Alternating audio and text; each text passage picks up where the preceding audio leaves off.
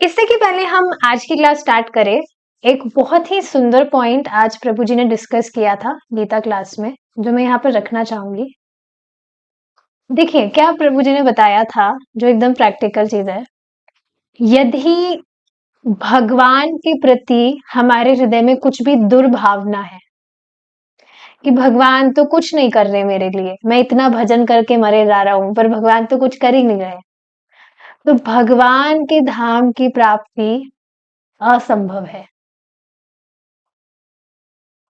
क्योंकि अगर मतलब हृदय में इस तरह की भावना है कि भगवान तो मेरे लिए कुछ कर ही नहीं रहे, तो वास्तव में भगवान पर अश्रद्धा हुई ना। कि मैं कुछ भी काम कर मतलब मैं भजन कर रहा हूँ फिर भी मेरे जीवन में इतनी दुख आ रहे हैं, तो भगवान तो मुझ पर ध्यान नहीं दे रहे, इस वजह से आ रहे। तो मुझे उस टाइम पर मेरे जो मतलब जब मैं कृष्णा कॉन्शियसनेस में आई थी, तो स्टार्टिंग के दिन मुझे एकदम से याद आए थे। मतलब मेरा जो गोल था एटलीस्ट स्टार्टिंग में, वो था कि मुझे एक बढ़िया सी जॉब मिल जाए। एटलीस्ट कुछ भी जॉब मिल जाए जिसमें मैं खुद का जो पर्सनल खर्चा होता है वो मैं निकाल सकूं, इतना तो कम से कम हो जाए। तो मेरे दिमाग में प्लानिंग हमेशा चलती रहती थी। कुछ भी मैं कथा भी सुन रही हूँ या मैं जब कर रही हूँ, तो प्लानिंग बस चलती थी कि कहीं से मुझे जॉब मिल जाए, वर्क फ्रॉम होम मिल जाए, और वो मिल जाए जो मतलब मेरी हॉबीज है उससे रिलेटेड ही मुझे कुछ मिल जाए। पर अभी तक आज तक का रिकॉर्ड है, मुझे कभी जॉब मिली ही नहीं। और अब मुझे चाहिए भी नहीं, ये बात अलग है। पर ये बात मैं देख रही थी कि उस टाइम पर मेरे दिमाग में ये चीज नहीं आ रही थी। मतलब I was not blaming Krishna for that. भगवान से डेफिनेटली प्रे कर रही थी, पर फिर भी जॉब मुझे नहीं मिली। तो मैं ऐसा नहीं था कि भगवान पर मैं आरोप लगाने बैठ रही हूँ या कुछ भी, वो सारी जो भी चीजें हैं। और ये नेचुरली था, ऐसा नहीं था कि मुझे सोचकर कुछ करना था। धीरे धीरे जब क्लासेस मतलब डेली सुनती थी मैं, तो समझ आया कि भक्त के जीवन में भगवान जो कुछ भी करते हैं वह उसकी भक्ति बढ़ाने के लिए करते हैं। तो बाद में ठीक है, आई जस्ट एक्सेप्टेड इट। ठीक है, भगवान नहीं चाहते मैं जॉब वॉब करूं, और कुछ दिक्कत तो आ नहीं रही है। बाद में कुछ दिक्कत आएगी तब तब कंप्लेन करूंगी ना, अभी तो कुछ है नहीं दिक्कत। तो ये बहुत ही सुंदर पॉइंट था जो प्रभु जी ने बताया था कि हमारे हृदय में कभी भी ये दुर्भावना नहीं आनी चाहिए कि भगवान तो हमारे लिए कुछ कर ही नहीं रहे।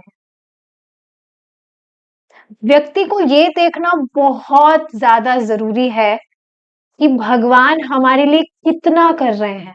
सब कुछ ही तो भगवान कर रहे हैं। जैसे अभी 2 दिन पहले क्या हुआ था, एक व्यक्ति हमारे घर पर आए थे, और वो ऑलमोस्ट, पता नहीं मैंने ये बात बताई थी या नहीं, इंग्लिश जो क्लास हुई थी उसमें तो बताई थी, बट मैं एक बार फिर से बता देती हूँ। तो वो 2 ढाई साल बाद में आए थे। एटलीस्ट भक्ति में आने के बाद तो उनसे मेरी कभी बात हुई नहीं, पर वो आए और अपने साथ में इतना बड़ा फ्रूट्स का वो बास्केट लेकर आए। Like it was really huge basket, बहुत बड़ा बास्केट था। और डेफिनेटली उनके मन में था कि हाँ, घर वालों के लिए सब खुश हो जाएंगे, फ्रूट्स लेकर जा रहे हैं। लेकिन मैं उस टाइम पर क्या, मेरे दिमाग में आया तुरंत that I will be offering it to Krishna. और आप यकीन नहीं करेंगे, पता नहीं ये कैसे हो रहा है। मैं इस चीज को ऑब्जर्व कर रही थी कि फ्रूट्स वगैरह तो पहले भी बहुत आते थे, स्मूदीज वगैरह तो पहले भी मैं बहुत बनाती थी, लेकिन अब जो उत्साह है वो बिल्कुल ही अलग है, क्योंकि अब कृष्ण चेतना में है। मेरे बस दिमाग में आ रहा था when I was making smoothie, मैं बना रही थी, फ्रूट्स में कट कर रही थी, तो I was so much excited कि मैं इस तरह से बाउल को डेकोरेट करूंगी and I will be offering it to Krishna. वो जो जॉय था वो बिल्कुल अलग था, जो पहले कभी भी नहीं था। पहले भी फ्रूट्स वगैरह सब कुछ मैं बनाती थी, सात्विक रेसिपीज जो भी थी, पर अब जो जॉय है वो बिल्कुल अलग है, जो भावना है वो बिल्कुल अलग है। या जैसे एक भक्त आए थे घर पर, तो वो मिट्टी के बर्तन लेकर आए थे। तो मिट्टी के बर्तन में तो मैं पहले भी खाना बनाती थी, सात्विक खाना।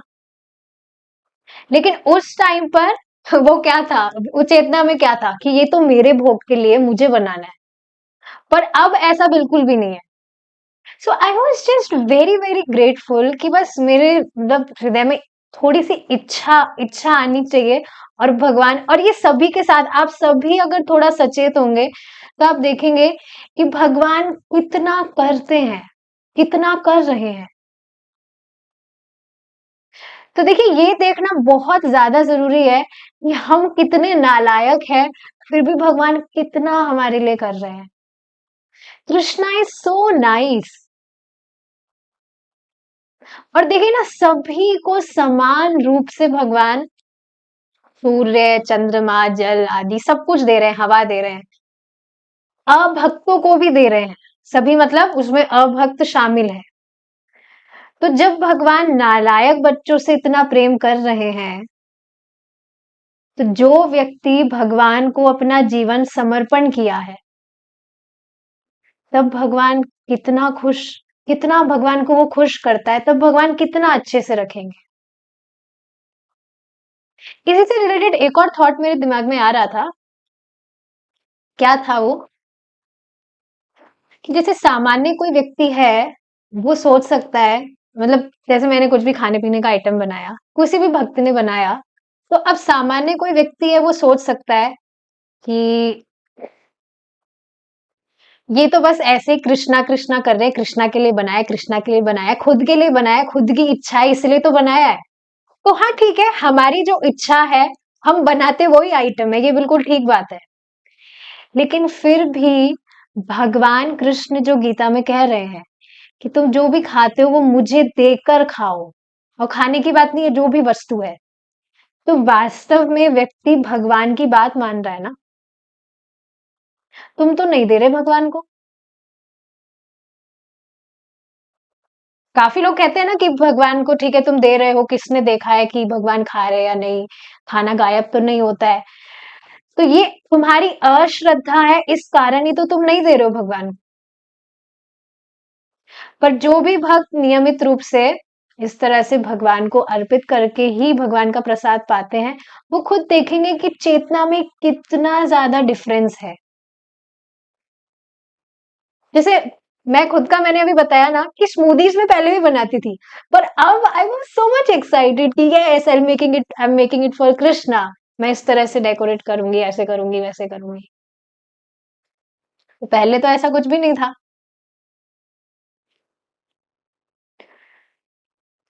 और आप देखेंगे इस चीज को कि वास्तव में खुद के लिए करना बहुत बोरिंग है अब नहीं, मतलब हमेशा किससे ही वो बोरिंग ही होता है। किसी भी व्यक्ति का आप देखिए, जैसे फेसबुक पर भी मतलब कुछ ग्रुप्स हैं, कुछ भक्त अपने प्रसादम का फोटो डालते हैं। तो आप देखेंगे प्रसादम का जो फोटो है उसमें इस तरह से तुलसी लीफ रखी होती है, और एक जो सामान्य खाना है, कितना देखने में उनको डिफरेंस लगता है। जो भगवान का प्रसादी भोजन है, वो कितना देखने में इतना सुंदर लगता है, जो सामान्य भोजन नहीं लगता है, जैसे वो कितना लेविश क्यों ना हो। तो ये सारी चीजें हैं जो विचारणीय है। ठीक है। अच्छा, एक और पॉइंट है जो हमने इस चैप्टर में ही डिस्कस किया था। प्रभु जी ने आज वो पॉइंट रखा था, देखिए क्या था वो। बहुत लोग कहते हैं भगवान महान है, परंतु यह एक घिसी पिटी उक्ति है। इसी को आज प्रभु जी ने भी एक्सप्लेन किया था, इस पॉइंट को, कि ठीक है व्यक्ति बोलते तो है कि भगवान महान है, पर वास्तव में वो जानते नहीं है कि भगवान कितने महान है। जैसे सामान्य भी आपने लोगों को देखा होगा कि हाँ भगवान की कृपा से सब कुछ हमारा चल रहा है, बस भगवान की कृपा है, ठाकुर जी की कृपा है। इस तरह से सामान्य लोग बोलते हुए दिखते ही है, जैसा ठाकुर जी चाहेंगे वैसा हो जाएगा, ठाकुर जी जाएंगे तो ऐसा हो जाएगा, वैसा हो जाएगा। पर वास्तव में, मतलब मैं उन लोगों की बात करूं जो भक्ति वक्ति नहीं करते हैं, भक्तों की बात नहीं हो रही है, लेकिन वास्तव में व्यक्ति को यह जानना बहुत जरूरी है कि भगवान कितने महान है। जैसे आप देखिए इस जगत में आप किसी भी व्यक्ति की थोड़ी भी महानता अगर आपको समझ में आती है, तो उसका गुण कहने से हम अघाते नहीं है, या उसकी कोई बुराई बहुत महान हो तो उसका भी जो व्यक्ति है वो उसका बोलता रहता है, जो भी उसकी बुराई महान है। तो मतलब समझाने का पॉइंट क्या है कि थोड़ी थोड़ी महानता लोगों की अगर मालूम चल जाती है तो व्यक्ति उसका गायन करते रहते हैं। जैसे मैं जान रही हूँ, मैं एक भक्त के घर पर गई थी, तो वहां पर माता जी की जो बच्ची थी वो इस तरह से कह रही थी कि आपको पता है मेरी जो, पता नहीं कौन थी वो, बुआ थी शायद उसकी, मेरी जो बुआ है वो इतनी सुंदर सुंदर मिठाइयाँ बनाती है, इस संसार की कोई सी भी ऐसी मिठाई नहीं है जो मेरी बुआ को बनानी ना आती हो, और इतनी शानदार बनाती है। इस तरह से वो जो बच्ची थी वो कह रही थी। तो आप देख रहे हैं यहाँ पर व्यक्ति की अगर थोड़ी बहुत महानता भी अगर मालूम चल जाती है तो व्यक्ति उसका गायन करता रहता है। अब अगर सोचिए भगवान की महिमा समझ आ जाए, अगर व्यक्ति को उसको मालूम चले कि भगवान कितने महान है, तो उसको क्या समझ आएगा कि अरे इनका ही गुणगान करना चाहिए, बाकी कोई व्यक्ति के तो गुण भगवान के आगे क्या ही है। तो ये सेम ही तो बात थी जो हम कल डिस्कस कर रहे थे कि भगवान के भक्तों को चाहिए कि वो बस भगवान के गुणों का गायन करते रहे। और अगर देखिए मतलब प्रीचिंग से रिलेटेड था कि अगर आप किसी भी व्यक्ति को भगवान के विषय में बताना चाहते हैं तो भगवान जरूर आपके पास में किसी ना किसी व्यक्ति को तो भेज ही देंगे। और कोई नहीं भी मिलता तो क्या होता है, व्यक्ति खुद ही बोलता रहता है और गाता रहता है। ये श्रीमद् भागवतम का श्लोक है, फर्स्ट कैंटो का, इसको हम कल डिस्कस करेंगे, बहुत सुंदर श्लोक है। चलिए अब हम आगे देखते हैं। कल हम समुद्र पर डिस्कस किया था हमने। यह थोड़ी देर के लिए यहाँ थोड़ी देर के लिए व्यक्ति होता है और पुनः अव्यक्त हो जाता है। ठीक उसी समुद्र जैसे ठीक उसी प्रकार जैसे समुद्र की लहरें बार बार ऊपर उठती है और बार बार पीछे हटती है, परंतु भौतिकतावादी को केवल इस मरणशील जीवन की ही चिंता होती है जो किसी भी क्षण समाप्त हो सकता है। आगे चलकर जिस तरह यह शरीर मर जाएगा उसी तरह ब्रह्मांड यानी यह विराट भौतिक शरीर का ही नाश हो जाएगा, और फिर चाहे हम भाग्यशाली हो या दुर्भाग्यशाली, इस ग्रह पर हो या उस ग्रह पर, सब कुछ नष्ट हो जाएगा। तो भौतिक देह तो नष्ट होता ही है, साथ ही साथ पूरा भौतिक ब्रह्मांड भी नष्ट हो जाता है। देखिए अब तो ये चीज बिल्कुल क्लिक होने लगी है ना कि इस भौतिक जगत में हमने कुछ ही कितना ही कमाई कर ली हो, धन कमा लिया हो, यश कमा लिया हो, कुछ भी कर लिया हो, पर वास्तव में वो सब वेस्ट है, क्योंकि एक समय के आने के बाद सब कुछ हमसे छीन लिया जाएगा। तो कोई मूर्ख ही व्यक्ति होगा जो वहां पर अपना टाइम इन्वेस्ट नहीं सॉरी, अपना टाइम वेस्ट करेगा, अपना टाइम वहां पर लगाएगा, इतनी बढ़िया बात समझने के बाद भी। बिल्कुल उसकी मूर्खता ही होगी कि उसको समझ आ रहा है कि भाई हम तो ये शरीर नहीं है, फिर भी कोई माता जी लिपस्टिक लगाई जा रही है, या कोई भी व्यक्ति है, देखिए धन मन ठीक है, ये बात नहीं कही जा रही है दैट आप अपने सर्वाइवल के लिए कुछ करें ना, पर अगर हम बिल्कुल पैशनेटली, जो आप देखेंगे सामान्यता जो व्यक्ति भक्ति नहीं करता है, कितना पैशनेटली वो उसमें लगा रहता है।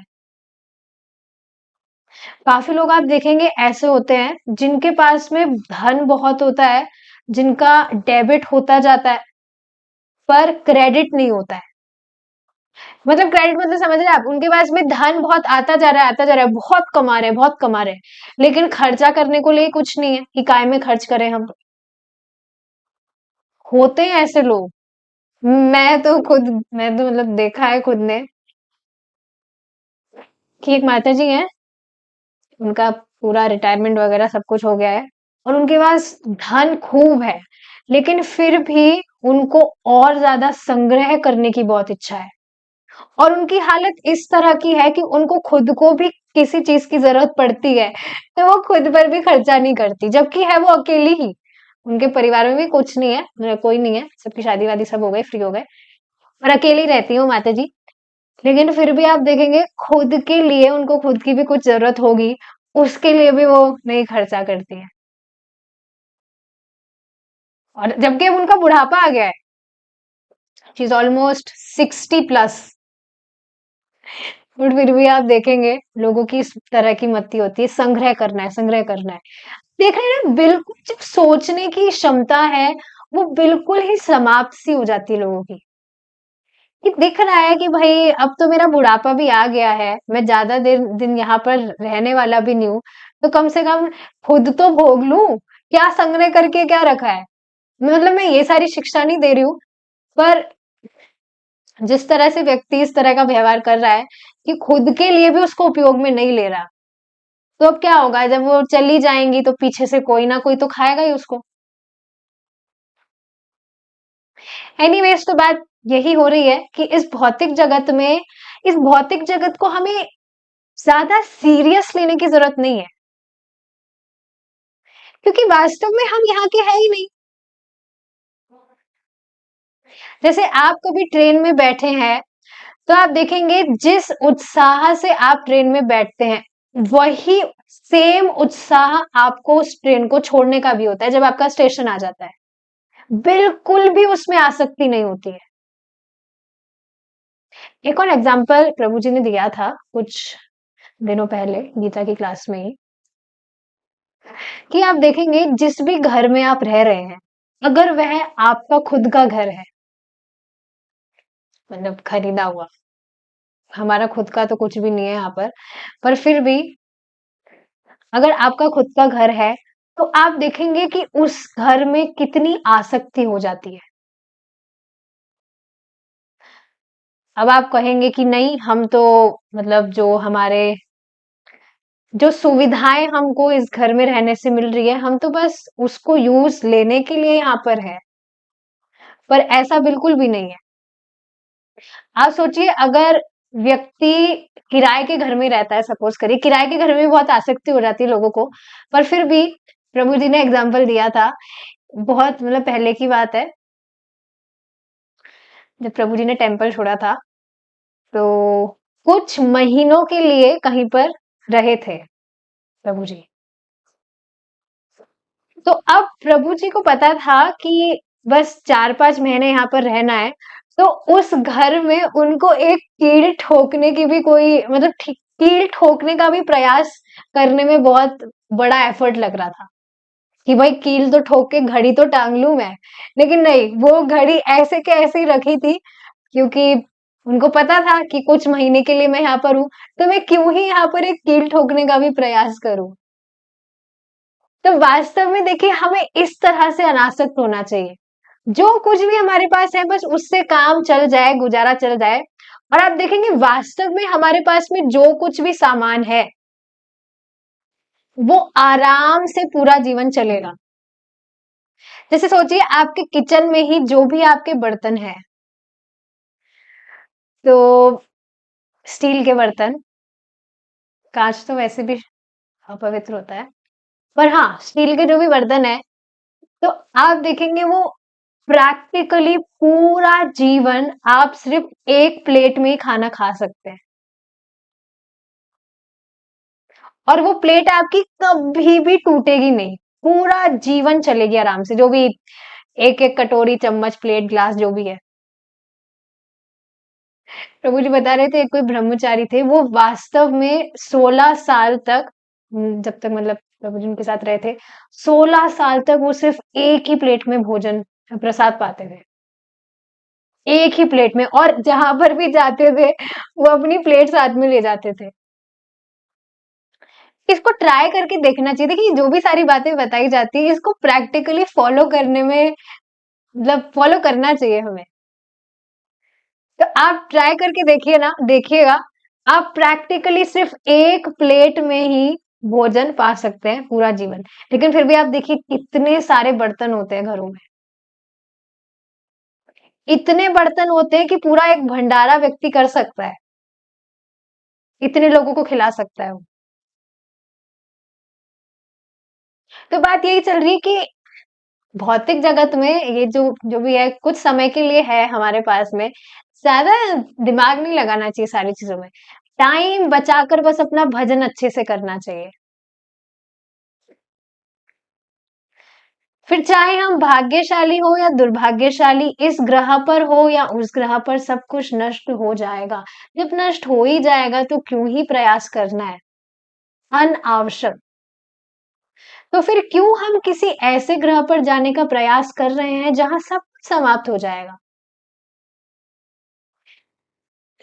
हास्यास्पद बात यह है कि लोगों को ये भी नहीं पता कि दूसरे ग्रह भी है क्या। बस लगता है हाँ हम पृथ्वी पे रह रहे हैं, यहीं पर सब कुछ है। पर प्रभुपाद जी यहाँ पर बताना चाह रहे हैं कि हम क्यों ही प्रयास कर रहे हैं या पृथ्वी पर भी और रहने के लिए। हमें तो कृष्ण लोक में जाने का प्रयास करना चाहिए।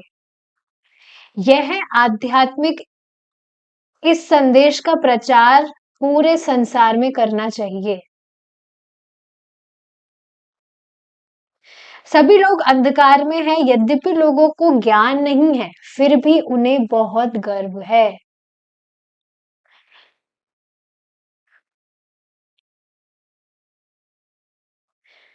आप देखेंगे, अगर आप नियमित रूप से भक्ति कर रहे हैं और अगर आप अपने रिश्तेदारों का संग बिल्कुल भी नहीं करते हैं, तो वास्तव में देखिए प्रैक्टिकल चीज है। हम जिस तरह के माहौल में रहते हैं, जैसी भी तपस्या हम करते हैं, हम उसके अभ्यस्त हो जाते हैं।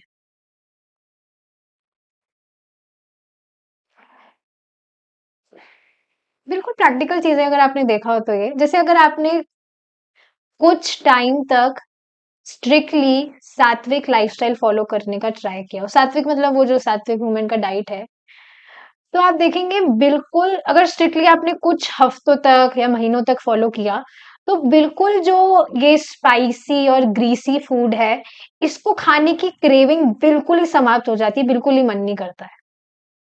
हुआ ऐसा आपके साथ? बिल्कुल भी मन नहीं करता, क्यों?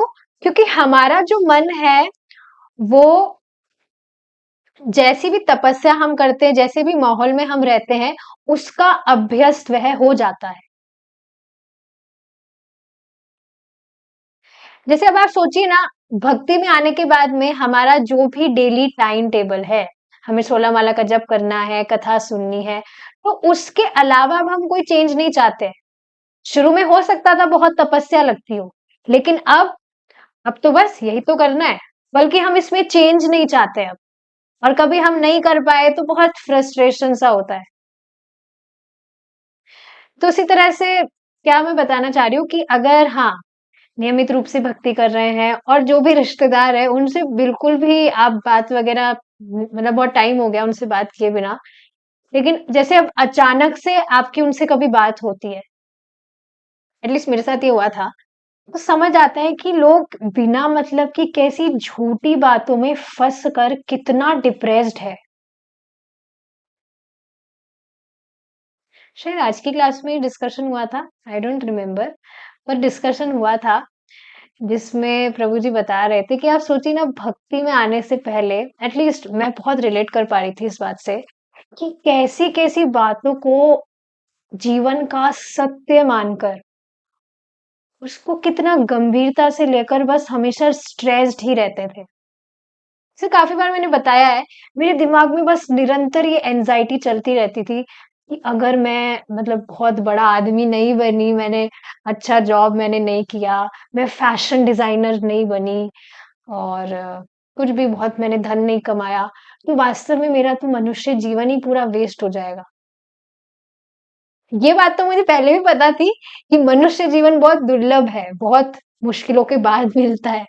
लेकिन मुझे यही बात समझ आ रही थी कि हाँ, बहुत मुश्किलों के बाद मनुष्य जीवन मिला है, लेकिन मैं कुछ कर नहीं पाई अगर मेरे जीवन में, बड़ा आदमी नहीं बन पाई, तो वास्तव में पूरा मेरा तो जीवन ही वेस्ट हो जाएगा। और वास्तव में लोग इन्हीं चीजों में फंसे हुए हैं। इतना ज्यादा फ्रस्ट्रेशन है वास्तव में। It is really a misery, suffering है वास्तव में। और दूसरी तरफ देखो, जो भगवान भगवान की बात सुनकर, शास्त्रों की बात सुनकर जो भी भक्ति कर रहा है, ही इज जस्ट चिल। को समझ आ रहा है, अरे कुछ भी नहीं रखा है यहाँ पर, क्यों बिना मतलब में दिमाग लगाना है।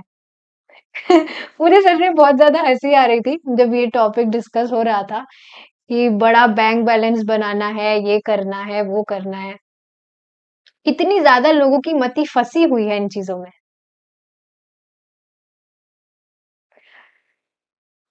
Krishna has actually saved us.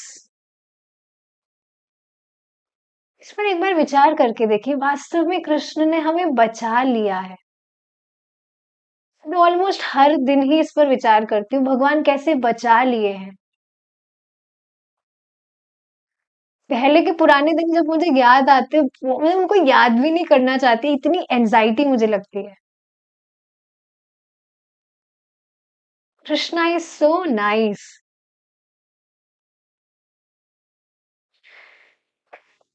तो ये बात प्रभुपाद जी यहाँ पर बता रहे हैं कि लोगों को ज्ञान नहीं है, फिर भी उन्हें बहुत गर्व है।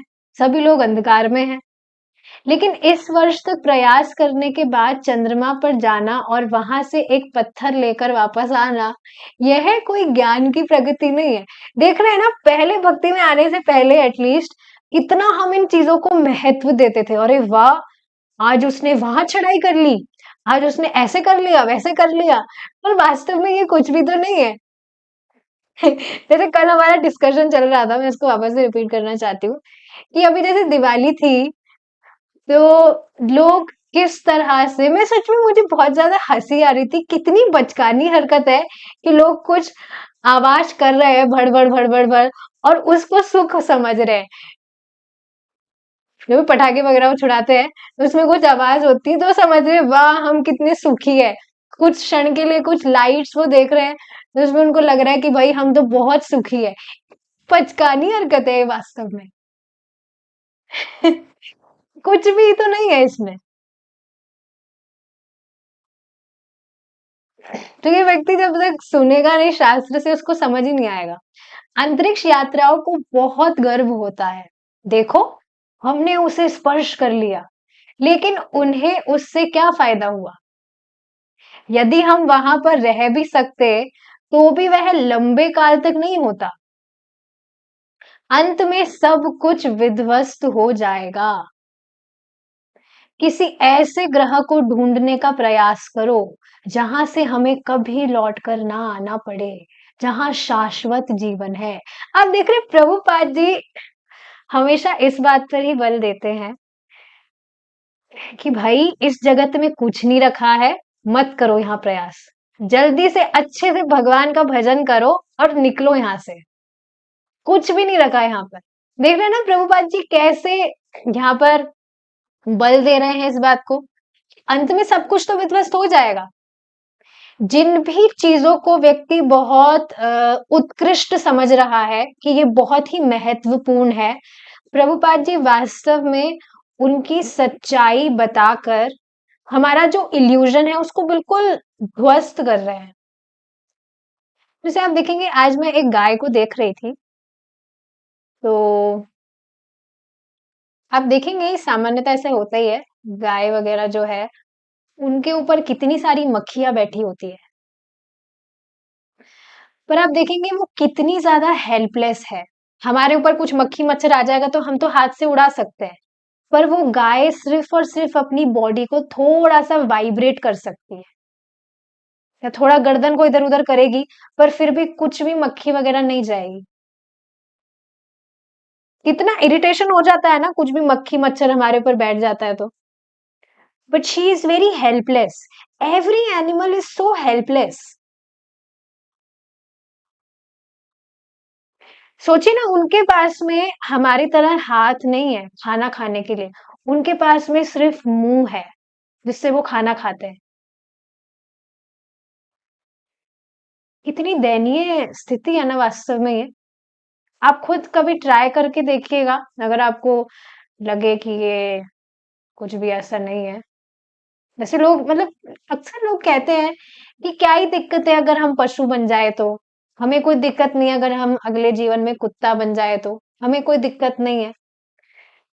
पर वास्तव में अगर व्यक्ति इन चीजों पर विचार करेगा तो उसको पता लगेगा कि ये सच में कितनी सफरिंग्स हैं।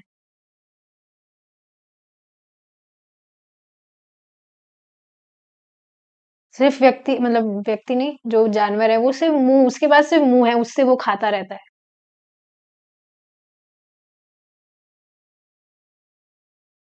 समझ रहे हैं ना आप इस बात को? गाय की जैसे पीछे पूंछ वाला जो एरिया है उसके थोड़ा सा आगे कुछ कौवा वगैरह बैठ जाए, कुछ भी इचिंग अगर उसको होगी तो शी इज वेरी हेल्पलेस, कुछ नहीं कर सकती वो, अपना बस बॉडी हल्का सा वाइब्रेट कर सकती है। तो प्रभुपाद जी यही मतलब इस भौतिक जगत की सच्चाई वास्तव में बता रहे हैं हमें कि हम हमारा ये एकमात्र इल्यूजन ही है कि हम इस जगत को बहुत अच्छा समझ रहे हैं। तभी तो व्यक्ति सोचता है हम बढ़िया यहाँ पर सेटल हो जाएंगे, ये करेंगे वो करेंगे। सेटल होने का कुछ है ही नहीं यहाँ पर, सब कुछ तो विध्वस्त हो जाएगा। तो वास्तव में व्यक्ति को आकांक्षा करनी चाहिए किसी ऐसे स्थान पर जाने की जहां कुछ भी कोई सफरिंग्स नहीं है, और जहां पर जाने के बाद में व्यक्ति को वापस नहीं लौट के आना पड़े। देखिए बहुत ही गंभीर बात है, आप एक बार विचार करके देखिए। हमारा जो मन है वो हमेशा से ही किसी ऐसे स्थान या किसी ऐसे वस्तु की तलाश में है जहां पर उसको अगर वह लगे जाए तो उसको वापस ना आना पड़े। आप सोचिए ना, हमेशा जैसे इंद्रिय तृप्ति भी अगर व्यक्ति कर रहा है तो उसको हमेशा चेंज क्यों चाहिए? क्योंकि उसका मन वहां पर लग नहीं रहा है। पर वास्तव में जो मन है वो किसी ऐसे स्थान की, ऐसी वस्तु की तलाश में है जहां पर जाने के बाद उसे वापस लौट कर ना आना पड़े।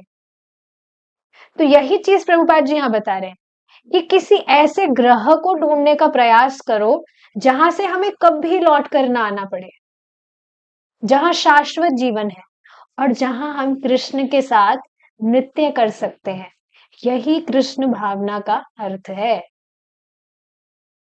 जैसे प्रभु जी ने आज ग्रुप में एक कीर्तन भेजा था और उसमें प्रभु जी ने टाइटल भी लिखा था कि अगर आपको like if you want to dance while cooking, और आप देखेंगे वो जो ट्यून है वो कितनी ज्यादा इंटॉक्सिकेटिंग है। बहुत सुंदर ट्यून है, आप सुनिएगा। और मैं सच में आज कुकिंग करते करते उसको सुन रही थी, बस मन कर रहा था उसको मैं बार बार सुनते रहूं सुनते रहूं। Very intoxicating. सबसे अमेजिंग चीज क्या है कि हमें ये कीर्तन अच्छे भी लगते हैं, हम बार बार में उसको सुनते हैं, जिसमें कुछ खराब चीज नहीं है। हर एक महामंत्र जो आपके कान में प्रवेश कर रहा है वह आपका प्योरिफिकेशन कर रहा है।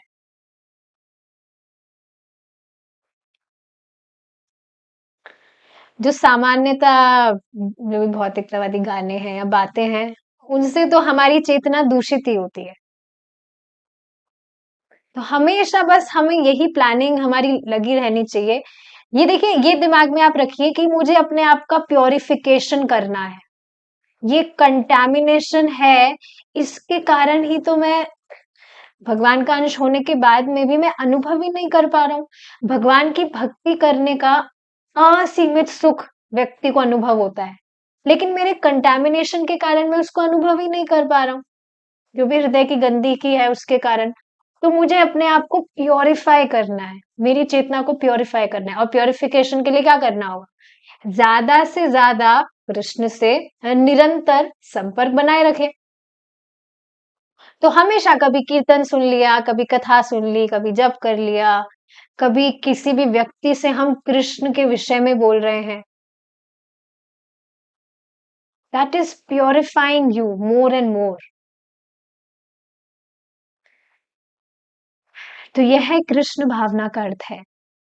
इस आंदोलन का गंभीरता इस आंदोलन का गंभीरता से स्वीकार करो, क्योंकि कृष्ण भावना हमें कृष्ण तक पहुंचने का और उनके साथ शाश्वत रूप से नृत्य करने का अवसर देती है। नृत्य मतलब भगवान की जो भी लीलाएं हैं उसमें संलग्न होने का अवसर देती है। वैदिक साहित्य से हमें पता चलता है कि यह भौतिक जगत भगवान की संपूर्ण सृष्टि का केवल एक चौथा हिस्सा है। इससे पहले कि हम आगे बढ़े, जैसे यहाँ पर एक बात आ रही है कि हमें अवसर देती है कि हम भगवान के पास शाश्वत रूप से उनकी लीलाओं में संलग्न हो। देखिए, इन टॉपिक्स पर वास्तव में चर्चा होनी चाहिए। जब व्यक्ति सुनेगा तब ही तो उसके हृदय में उत्कंठा जागृत होगी कि हाँ, मुझे कृष्ण के पास जाना है। इस पर आप एक बार विचार करके देखिए कि यहाँ पर हम जो भी भगवान के लिए कुकिंग करते हैं, भगवान को ऑफर करते हैं, जब हम भगवान के पास लौट जाएंगे, हम व्यक्तिगत रूप से भगवान को we will be able to feed. Krishna हमारे सामने होंगे। कभी कभी आप देखेंगे हम यहाँ पर भी जैसे भगवान की कुछ भी सेवा करते हैं, तो उसमें जो टेस्ट मिलता है वो मतलब कभी कभी ऐसा लगता है ना कि ये तो संभल ही नहीं रहा है, जबकि अभी तो हम भक्ति में कुछ भी प्रगति नहीं कर रहे हैं। सोचिए जब पूरा का पूरा जो कंटामिनेशन है वो साफ हो जाएगा और भगवान की भक्ति करने से जो असीमित सुख हमें अनुभव होगा, वो क्या लेवल होगा।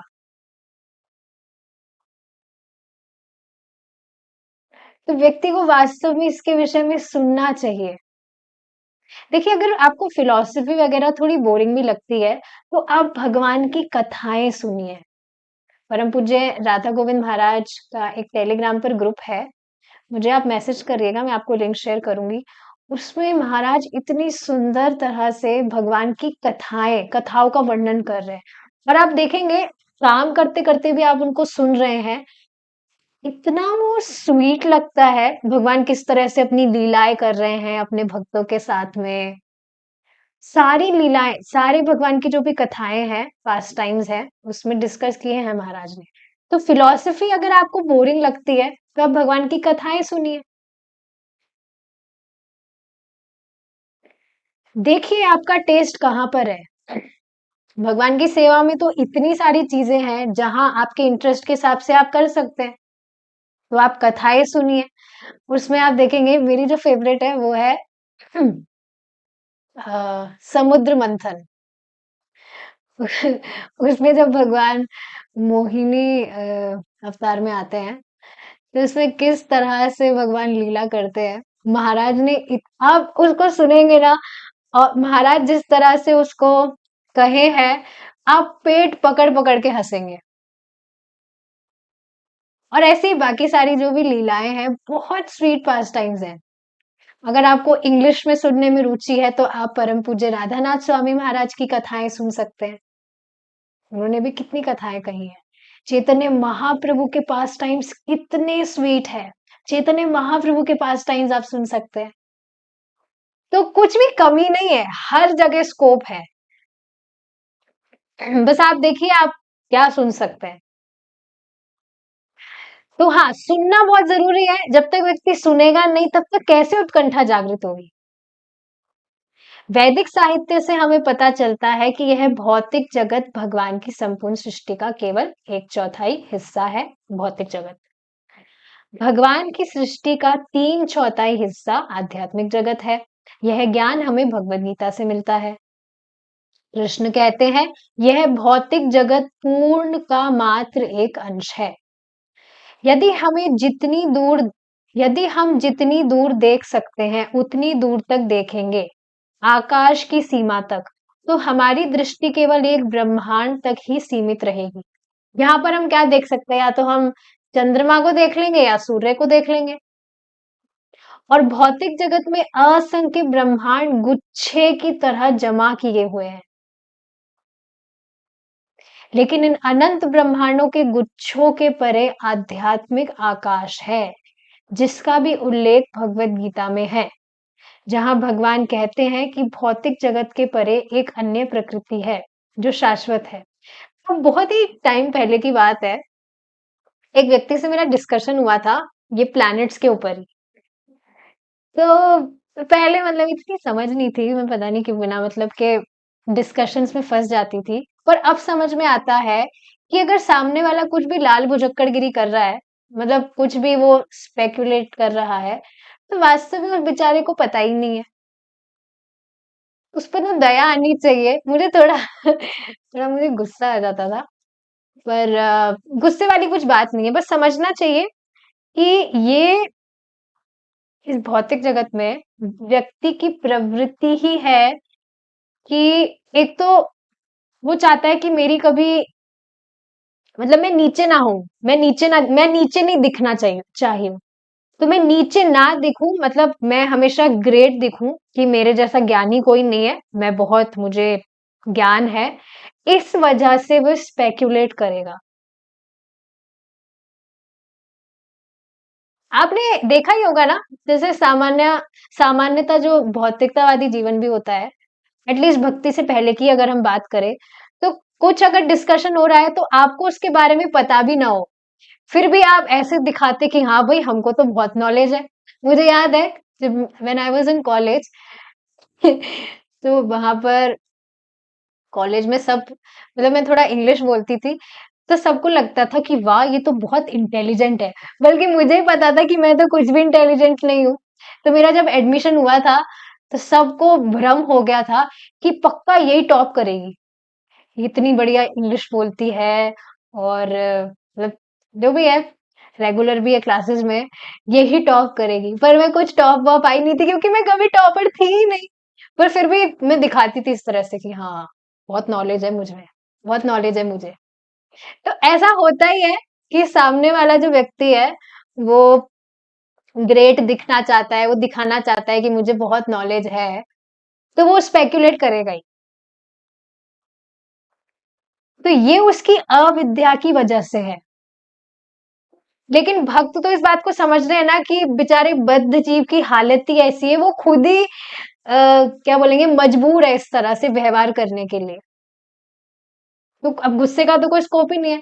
तो अब कोई भी व्यक्ति जैसे कुछ स्पेकुलेट करता है, अभी मैं दिमाग ही नहीं लगाती, हाँ इसको पता नहीं है, ये ऐसे ही कर रहा है, रहने दो उसको। अगर वो सुनने में इच्छुक है तो उसको बिल्कुल बताना चाहिए। पर वो खुद ही दिखा रहा है कि भाई हमारा ज्ञान ही श्रेष्ठ है और हमें तुम्हारे ज्ञान की जरूरत नहीं है। तो भाई ठीक है। तो वो जो व्यक्ति थे वो बता रहे थे कि सबसे बड़ा जो लोक है, मतलब प्लैनेट से बात हो रही थी, मैंने उनसे पूछा था कि सबसे ऊपर टॉप पर कौन सा आता है लोक। तो पहले तो मैं भौतिक भौतिक जगत की मैं बात कर रही थी, जो भी 14 प्लैनेटरी सिस्टम्स हैं, तो उसमें एक डायग्राम में दिखाया भी जाता है कि सबसे ऊपर ब्रह्मलोक है। लेकिन वो बता रहे थे सबसे टॉप पर है, सबसे ऊपर पता नहीं कौन सा लोक बताया पहले उन्होंने। फिर मैंने उनको बताया कि आप गोलोक धाम के बारे में जानते हैं, वैकुंठ धाम, वो आध्यात्मिक जगत है। वो कह रहे थे मैंने श्रीमद् भागवतम पढ़ ली है, तो इस वजह से मैं उनसे इस तरह से डिस्कशन करी थी कि भाई पता होगा भागवतम पढ़ी है तो। फिर वो कह रहे थे कि नहीं, गोलोक धाम सबसे ऊपर नहीं है, उससे भी ऊपर आता है पितृलोक, सबसे बड़ा पितृलोक है। अब फिर क्या कहते हैं उनको, पितृलोक है तो भाई अब ठीक है। पर भगवत गीता हमें यही बताती है कि ये जितने भी अनंत ब्रह्मांडों के गुच्छे हैं, भौतिक ब्रह्मांडों के, इसके परे है आध्यात्मिक आकाश, जिसका उल्लेख भगवत गीता में है, जहां भगवान कहते हैं कि भौतिक जगत के परे एक अन्य प्रकृति है जो शाश्वत है, उसके इतिहास का कोई आरंभ नहीं है और उसका अंत नहीं है। अब देखिए व्यक्ति को कैसे ही ये बात पता लगेगी कि कोई ऐसा धाम भी है जहाँ जो शाश्वत है, जिसकी कभी प्रलय नहीं होती। ठीक है, ये सारे शब्द तो लोगों को पता भी नहीं है, पर ये बात लोगों को कहाँ ही पता चलेगी बिना सुने कि कोई ऐसी जगह भी है जहां पर हमें कभी मरना नहीं पड़ेगा, हमें कभी बुढ़ापा नहीं आएगा। और आप देखेंगे लोगों को बताया भी जाए तो उनको श्रद्धा नहीं है। जैसे एक माता जी है, मैं जानती हूँ उनको, तो उनका बुढ़ापा आ रहा है धीरे धीरे, so she is all into putting lots of whatever things ताकि उनका बुढ़ापा छुप जाए। तो मैं उनको बात बता रही थी कि आपकी ये जो इच्छा है कि मुझे बुढ़ापा ना आए, ये बहुत अच्छी है, क्योंकि हमारा स्वरूप ही ये है कि हम कभी बूढ़े नहीं होना चाहते, हम कभी मरना नहीं चाहते, ना हमें बीमारी चाहिए। लेकिन आप गलत जगह अपनी एनर्जी इन्वेस्ट कर रहे हैं। आप वास्तव में जब आप भगवान के धाम पहुंचेंगे, तो मतलब वास्तव में एक ऐसा स्थान है जहां पर पहुंचने के बाद आपको कभी बुढ़ापा आएगा ही नहीं। तो बस हंस के उन्होंने टाल दिया। तो लोगों को विश्वास ही नहीं है, श्रद्धा ही नहीं है। वो सोचते हैं कि ये ऐसे ये ख्याली पुलाव पका रहे हैं, ऐसी कुछ जगह नहीं होती है। अब उम्र का भी खेल होता है इस उम्र में। मतलब ऐसे नहीं कह रही कि भक्ति करने की कोई उम्र नहीं होती है, पर अब पूरा जीवन जो करे हैं, जो सुने हैं, वही तो दिमाग में घुसा हुआ है। तो अब एकदम से उनके लिए नई चीज ही है, उनको नहीं होगी श्रद्धा। तो यहाँ पर आप बहुत सुंदर बेनिफिट क्या देख रहे हैं? जो भी भक्त मतलब बहुत पहले से ही भक्ति में आ गए हैं, आप देख रहे हैं ना कितना बड़ा बेनिफिट है कि हमारे जो भी मतलब बड़े लोग जो भी थे, पेरेंट्स वगैरह, उन्होंने पूरा जीवन अपना निकाल दिया, पर वो ये नहीं जान पाए कि कृष्ण भगवान है। और आप सोचिए भगवान ने हमें इतनी जल्दी अवसर दिया, स्पेशली उनके लिए जो मतलब यंग एज में ही भक्ति में आ गए। सोचिए भगवान की कितनी असीम कृपा है कि बहुत पहले से ही अब भक्ति कर रहे हैं, तो आगे जाकर नियमित रूप से भक्ति करेंगे, तो अगर उनकी एज तक आने के बाद में क्या लेवल होगा, जब इतने कम समय में ही हम इतना ट्रांसफॉर्मेशन देख रहे हैं। Just count your blessings, just count your blessings and you will always be happy. इतनी कृपा कर रहे हैं भगवान, इतनी बड़ी कृपा किए हैं, भक्ति में लेकर आए हैं। सभी भक्तों के लिए है, सभी को भगवान भक्ति में लेकर आए हैं। तो ये चीजें हैं। हम्म। भौतिक जगत के परे एक अन्य प्रकृति है जो शाश्वत है। इस उसके इतिहास का कोई आरंभ नहीं है और उसका अंत नहीं है। ये बात अब कैसे किसी व्यक्ति को समझ आएगी कि वो हमेशा से ही है। शाश्वत शब्द यह सूचित करता है कि जिसका कोई अंत नहीं है, वे आदि नहीं है। आदि मतलब शुरुआत नहीं है। इसलिए वैदिक धर्म को शाश्वत कहा गया है, क्योंकि वह कब शुरू हुआ इसकी खोज कोई नहीं कर सकता। अगर आपने की हो खोज या आप कर रहे हैं तो बता दीजिएगा मुझे, क्योंकि आप देखेंगे बाकी जो भी ग्रंथ हुए हैं, दूसरे धर्म के जो भी लोग मानते हैं, वो कुछ हजार साल पहले ही आए हैं। पर भगवत गीता हमेशा से है। ये जो वैदिक धर्म है और ग्रंथ है, शास्त्र है, वैदिक शास्त्र, यह हमेशा से ही विद्यमान है। आप सोचिए ना, जो 4 युग है, हमें इनके विषय में पता चला है, और लोगों को पता नहीं है जो और धर्म फॉलो कर रहे हैं। वैदिक धर्म जो है वो हिंदू धर्म नहीं है, ये गलती मत कर दीजिएगा कि भाई हम हिंदू धर्म फॉलो कर रहे हैं। नो, वैदिक धर्म मीन्स सनातन, शाश्वत है, जो इसकी कभी शुरुआत नहीं हुई है, ये हमेशा से है। तो ऐसा नहीं भगवान कृष्ण अभी 5,000 साल पहले जब गीता का ज्ञान देते तब भगवान हुए, नहीं, भगवान हमेशा से ही भगवान है। तो ये जो युगों की बात होती है, सतयुग, कल, त्रेता युग, द्वापर युग, कलयुग, ये वैदिक शास्त्र से ही तो हमको मालूम चला है। नहीं तो और लोग जो जो भी पढ़ते हैं बाइबल वगैरह, कुरान वगैरह, उनको पता ही नहीं ये सारी चीजें।